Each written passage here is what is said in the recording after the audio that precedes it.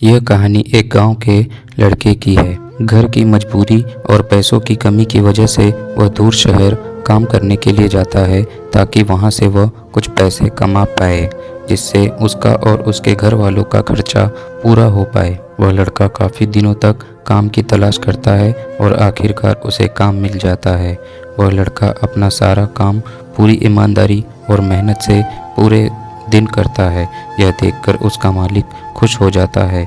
अब 6 महीनों तक ऐसे ही चलता है। 6 महीने बाद वह लड़का अपने मालिक को कहता है, अब मैं कुछ दिनों के लिए वापस अपने घर जाना चाहता हूँ। और उस लड़के को पूरी उम्मीद थी कि उसका मालिक उसे घर जाने से नहीं रोकेगा, लेकिन उस लड़के के सोच से विपरीत उसका मालिक कहता है कि नहीं, तुम्हें 2 महीने का थोड़ा और काम करना है और फिर उसके बाद अपने घर जा सकते हो। लड़के को थोड़ा गुस्सा आता है, लेकिन वह अपने गुस्से को शांत करके मालिक से पूछता है, बताइए मालिक, कौन सा काम है? उसका मालिक कहता है, हमें एक घर खरीदना है। तुम पूरे शहर में घूमो और तुम्हें जो सबसे अच्छा घर लगे वह खरीद लो, और जैसे ही यह काम खत्म हो जाता है तुम वापस अपने घर कुछ दिनों के लिए जा सकते हो।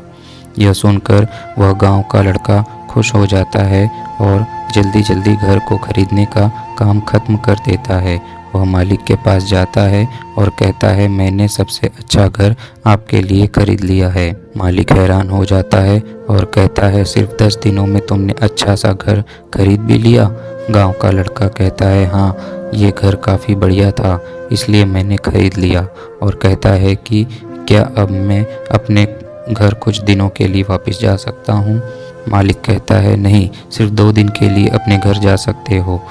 गांव का लड़का कहता है, अरे मालिक, मुझे गांव जाने के लिए ही 1 दिन लगेगा, तो कैसे भला मैं 2 दिन में वापस आ जाऊं? मुझे मेरे परिवार के साथ वक्त भी बिताना है।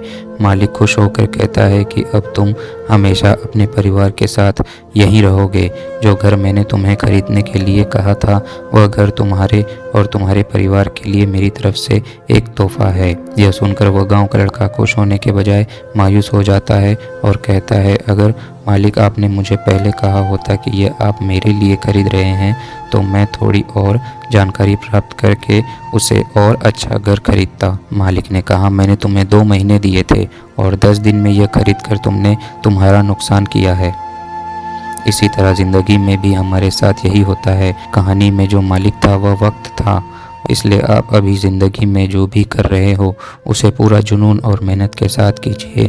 क्या पता आप जो काम कर रहे हो वो आने वाले समय में आपकी ज़िंदगी बदल दे।